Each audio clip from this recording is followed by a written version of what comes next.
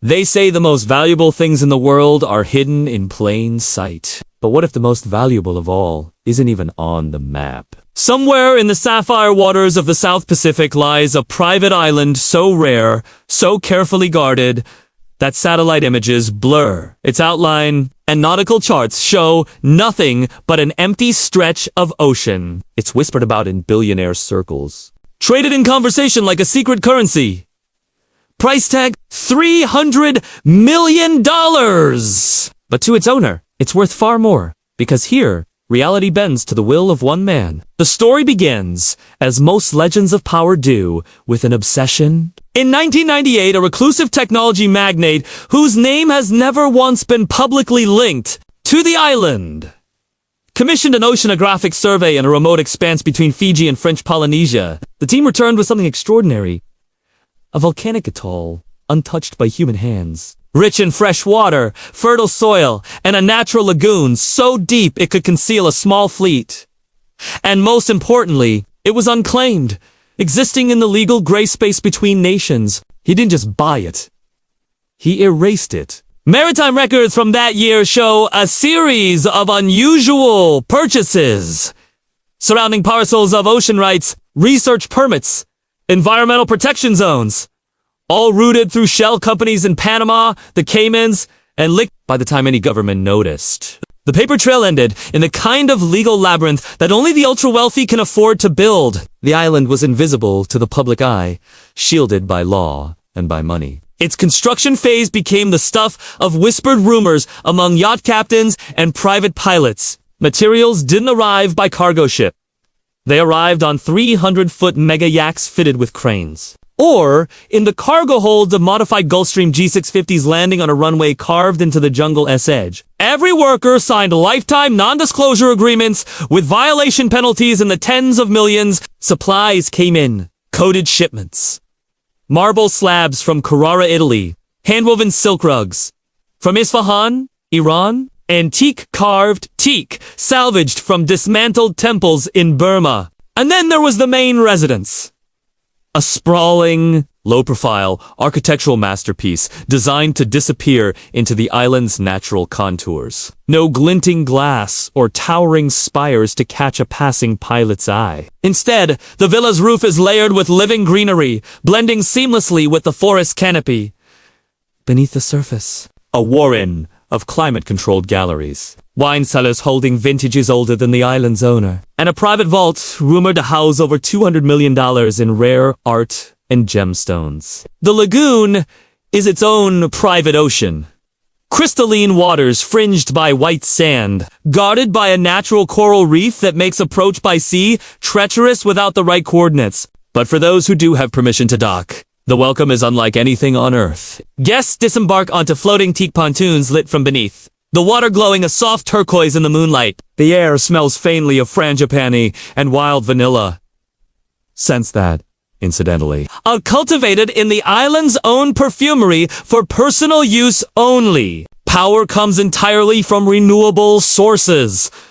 A silent array of solar fields hidden in clearings, tidal turbines beneath the reef, and a desalination plant producing water so pure it's tested weekly against Evian and Voss. Even the waste system is self-contained, ensuring not a single trace of human presence touches the surrounding ocean. It is as if the island refuses to acknowledge it is inhabited.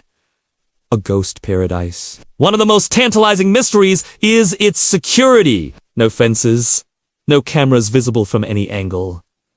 And yet, no one arrives uninvited. Locals in the nearest inhabited atoll speak of the sky going quiet when intruders approach, as drones with optical camouflage escort them away. Some even claim there's a submarine, not a yacht tender, but an actual military-grade submersible, stationed permanently in the lagoon's depths. Others dismiss it as legend. But then again, in a place like this, truth and myth are almost the same thing. Inside, life unfolds at a pace so different from the mainland that guests reportedly forget what day it is. Breakfast might be an omakase platter flown in that morning from Tokyo. Tsukiji Market!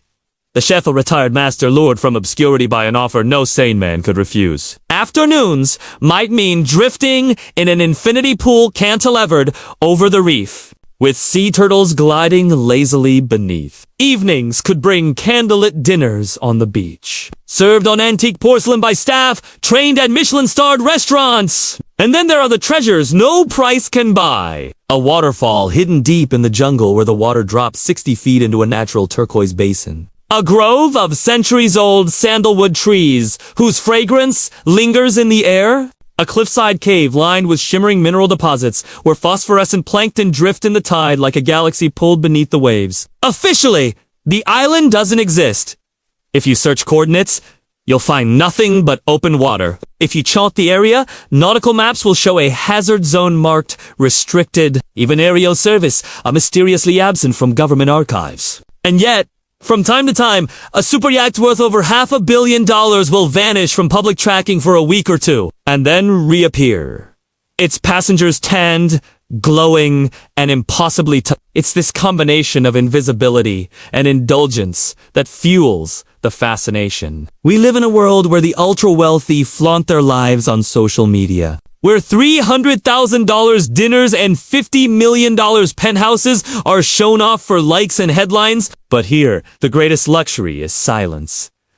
No posts, no press, no public record. Just the sound of waves meeting the shore, and the knowledge that for a brief time, you are somewhere no one else can reach. And yet, the question remains, who owns it now? Has it passed quietly into new hands, as so many private treasures do? There are whispers of royal families, of hedge fund titans, even of a discreet Hollywood empire builder who collects islands the way others collect wine. The truth is, no one who knows will say. And perhaps that the point, the island greatest defense is that its story exists only in fragments, each one slightly different, each one impossible to verify. But there is one thing every rumor agrees on. If you have to ask to visit, you never will. Why would anyone go to such extraordinary lengths to hide a piece of paradise? For most people, the allure of wealth is in showing it off. The champagne parties, the magazine covers, the Instagram-perfect sunsets. But for a certain echelon of wealth, visibility is a liability. When you have more money than some nations, privacy isn't just comfort, it's security. And in the case of this $300 million Phantom Island, secrecy is the only thing keeping it truly priceless. You see, in the world of rare assets, scarcity is everything. A vintage car, a rare diamond, a Picasso. Their value comes not just from what they are, but from how impossible they are to obtain. This island takes that principle to the extreme. There are thousands of private islands you can buy, some listed on public brokerage websites like Real Estate for the Rich. But an island no one knows exists. That's beyond rare. It's in the realm of legend. Those who have been fortunate enough to step foot on its shores. The very few speak of an unspoken code. Conversations begin with, "We were somewhere in the Pacific," and end with a smile that tells you they'll say no more. They might hint at sunrise dives through coral arches where manta rays glide like shadows, or at a hidden cigar lounge carved into a limestone bluff. Its humidor, stocked with Cuban cohibas from pre-embargo days, each worth thousands. They might mention a library where every first edition rests under glass, from Hemingway to Fitzgerald, the pages turned only by gloved hands. There is no guest list in the traditional sense. Invitations aren't sent. They're extended quietly, through trust, through shared history. A former head of state is said to have stayed for a month, writing his memoirs in solitude. An Oyo heiress reportedly celebrated her 50th birthday there. The entire island lit by floating lanterns drifting across the lagoon like stars. But these stories are never confirmed. The island doesn't crave credit. Its owner doesn't crave headlines. In fact, publicity would destroy its very magic. What few understand is that operating an island of this nature is as much an art as it is a financial feat. Every year, tens of millions are spent simply on maintenance. Not because the owner can afford to let it decay, but because perfection is part of the brand. The runway must be kept clear of jungle overgrowth. The coral reefs must be protected from bleaching through active marine conservation. The staff, many of whom have served for decades, must be rotated discreetly to avoid attention from immigration records. Then there's the matter of evasion. In an age of satellites, GPS, and drones, true invisibility is almost impossible! But the island plays a clever game, appearing as cloud cover in certain satellite passes, showing up as open ocean in others. The legal strategy behind its existence is even more intricate. Technically, the land is held by a non-profit conservation trust based in a country whose name is absent from the usual tax haven lists. The trust leases the island's use to a hospitality research firm, which in turn subleases 2 shell companies controlled by a private family office. It's a legal matryoshka doll, built so that even if one layer is pulled apart, the next remains airtight. And yet, for all its impenetrable mystery, the island is not frozen in time. Quiet innovations unfold behind the curtain. It's said the owner has a personal vineyard here, growing Pinot Noir grapes in volcanic soil. An experiment that wine critics will never taste. A cutting-edge marine lab, staffed by PhD scientists, monitors the reef's biodiversity and breeds rare species of ornamental fish. Not for sale, but for the pure pleasure of seeing them thrive. In a secretive underground chamber, hydroponic gardens produce truffles, saffron, and exotic herbs unavailable anywhere else on Earth. The economic logic of owning such a place defies conventional thinking. A $300 million investment that produces no visible return would seem foolish to a Wall Street mind. But for someone operating in the realm of generational wealth, the return isn't financial. It's legacy. This island is an heirloom, one that can't be duplicated, replicated, or stolen in any meaningful sense. It's a place that exists entirely outside the commerce and chaos of the world. A sanctuary, immune to market crashes, political upheaval, or cultural shifts. There's another reason for the secrecy. One more practical. In the wrong hands, the island could become a weaponized asset.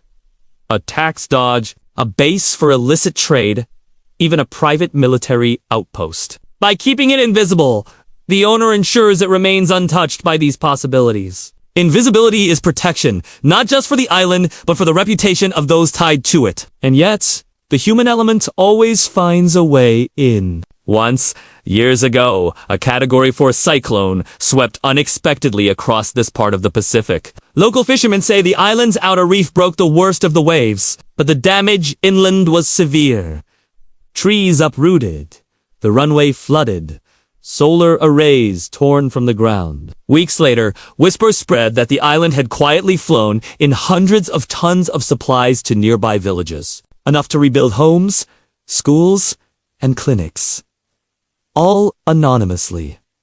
No cameras, no press release, no acknowledgement. But in those villages, the story is told with reverence.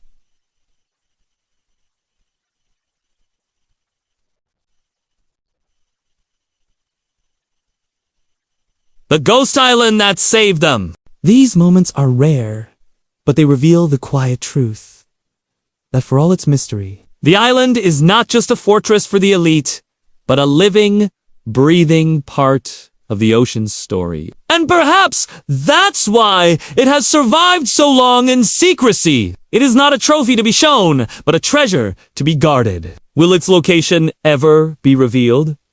Perhaps not in our lifetime. Perhaps never. Or perhaps one day? Its owner will decide that the island's legacy is best served by opening its gates. Not to the world at large, but to a select few, chosen for reasons known only to him. Until then, it will remain a mirage on the horizon, a whisper in the wind, a dot on no map, and in no atlas. In the end, the island's greatest wealth is not its marble halls, its private runway, or its priceless art, but its absence from the world's gaze. Because the ultimate luxury is not having more. It's being unseen. And so, if you ever find yourself sailing the vast stretches of the South Pacific, and your compass begins to falter, your instruments go quiet, and the sea around you turns impossibly blue. You might be closer than you think, but unless you're expected, you'll never set foot on its sands. If this journey into the world's most exclusive mystery has captured your imagination, consider joining our community. Like, subscribe, and share this story with those who dream of places that exist beyond the edges of any map. After all, in a world where everyone's watching, there's nothing rarer than disappearing completely.